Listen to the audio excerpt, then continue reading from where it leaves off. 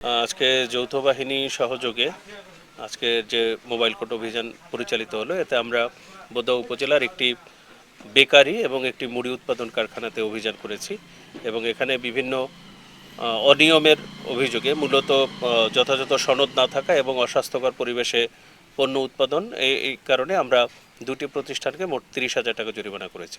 ভোক্তা অধিকার সংরক্ষণ আইন 2009-এর বিভিন্ন ধারায় আমরা বেকারিকে 20,000 টাকা অনাদায়ে 7 দিনের বিনাশ্রম কারাদণ্ড এবং এই যে মুড়ির কারখানা, এটিকে 10,000 টাকা অর্থদণ্ড এবং অনাদায়ে 7 দিনের বিনাশ্রম কারাদণ্ড প্রদান করি। আমরা তাদেরকে এই পরিচ্ছন্নতা সংক্রান্ত কিছু নির্দেশনা দিয়েছি, যেমন উৎপাদনের এই মেশিন, তারপর হচ্ছে যেখানে মুড়িটা রিলিজ হয় সেইখানে শেডের পরিচ্ছন্নতাগুলো, তো এগুলো তারা আগে কমপ্লিট করবে।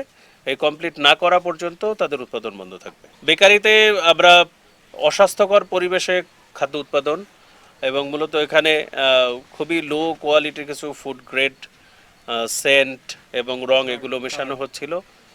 খুবই ময়লা তেল শিরা এগুলো আমরা দেখতে পেয়েছি। তাদেরকেও একইভাবে নির্দেশনা দেওয়া হয়েছে যে বিএসটিআইয়ের অনুমোদন ব্যতীত এবং যথাযথ পরিষ্কার পরিচ্ছন্নতা ব্যতীত তারা উৎপাদন করবে না।